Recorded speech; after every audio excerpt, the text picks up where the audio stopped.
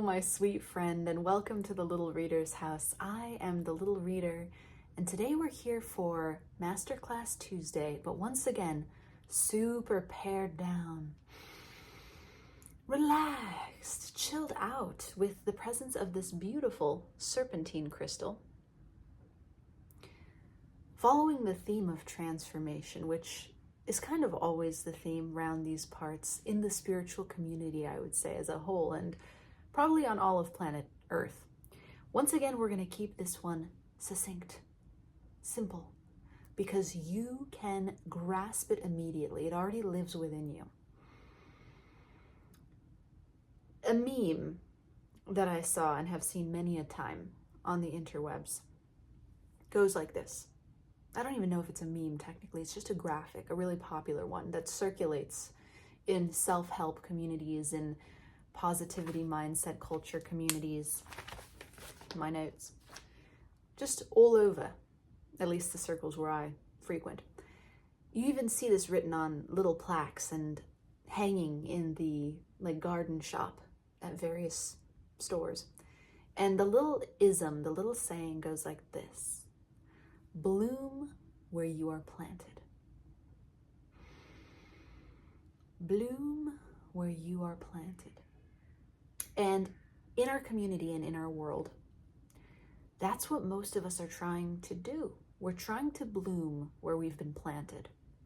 But a current theme in the collective at this time goes like this: where the heck have I been planted? And what the heck is going on?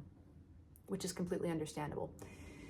It would take more time than we currently have right now, darling, to go into what is happening in the collective. But that's relevant to our message today. You do not need to know where you have been planted in order to bloom there. You don't need to understand the whats or the whys or the hows or the whens. Nothing. You don't, as a matter of fact, have to understand jack shart in order to bloom where you've been planted and thrive, not by the mind's definition, but by the heart's definition, which means finding true peace beyond the mind. You don't need to understand anything to find that.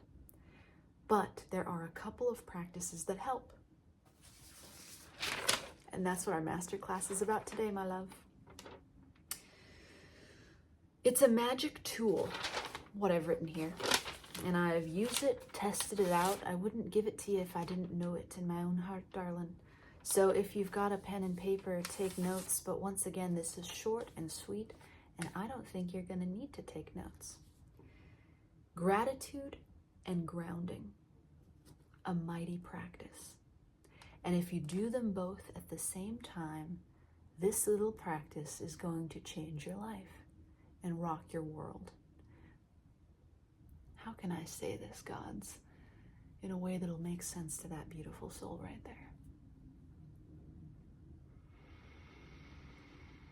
Change your life, rock your world. This is so trite, right? Just words. And usually we have attached to that visions of the ways we'd like our life to change. Oh, change my life. Does that mean things will finally make sense? Does that mean I'll finally be rich? Does that mean I'll finally get the thing I've been manifesting? Take all of those expectations and ideas, kiss them, and set them aside, baby. When I say change your life, I mean this practice will restore you to a version of self without expectations that is ready to receive something better than what you originally desired.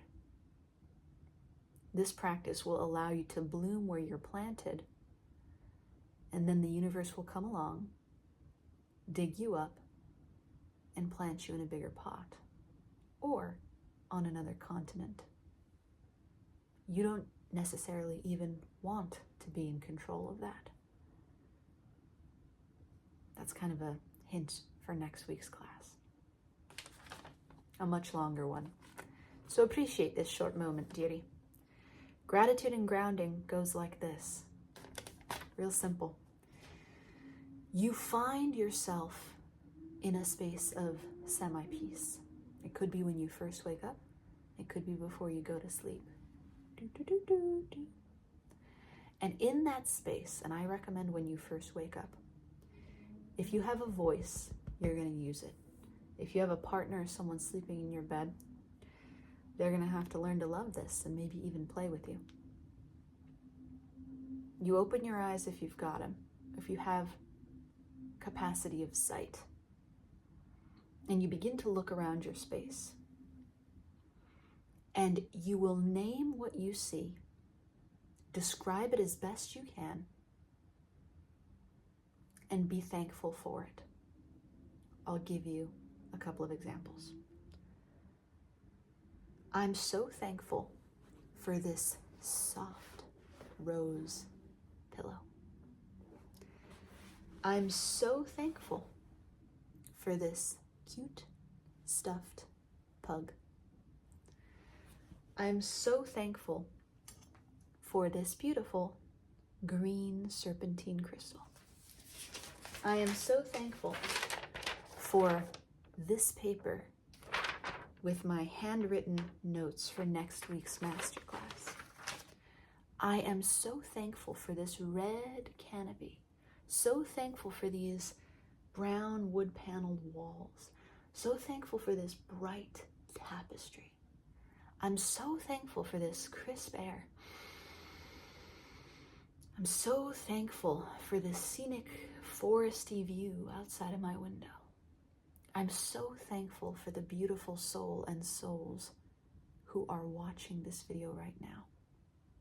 I'm so thankful for you. And if you have someone with you, you can turn to them and say so. What's the magic of this practice?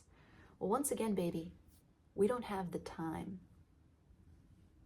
And it will come up again in another context soon. But let me give you the essence. When you ground yourself into reality, you bring 100% of your energy from wherever it's currently residing. You bring it into the present moment. This is the beauty of grounding. It brings all your fragmented slivers, the ones that are worrying about the future, the ones that are agonizing about the past, the ones that are hungry, thirsty, tired, exhausted, devastated, happy, all of them. Grounding brings it all in. When you use your senses to interact with your environment, you ground yourself. It doesn't just regulate your nervous system and relaxes you. It brings your power into the present moment, which is the most powerful place that you can ever be. When you add gratitude in it, and you make it a gratitude and grounding practice, you've really upped the ante. Because each time you thank something that already exists in your reality, you increase the voltage, the wattage, the brightness of your own spirit.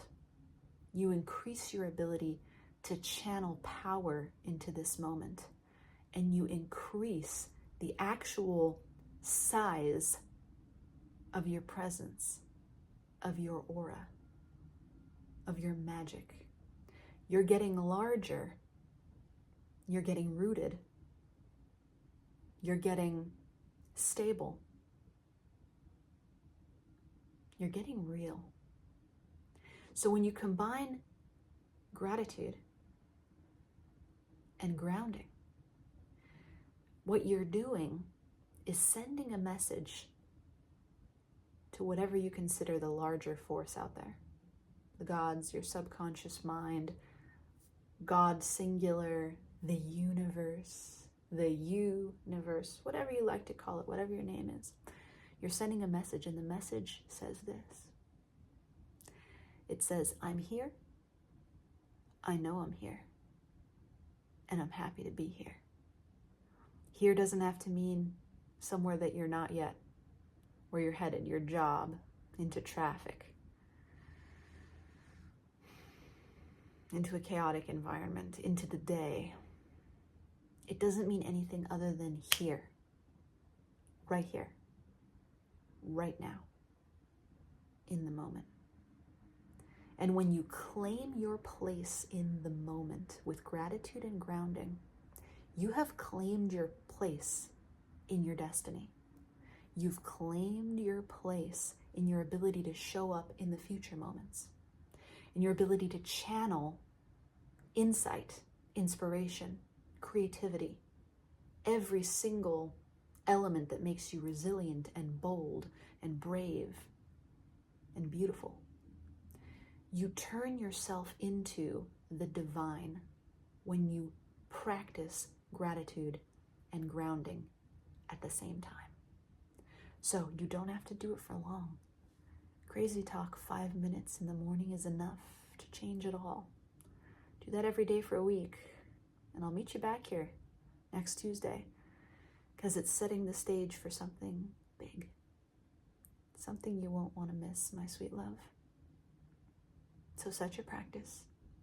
Name the things in your space.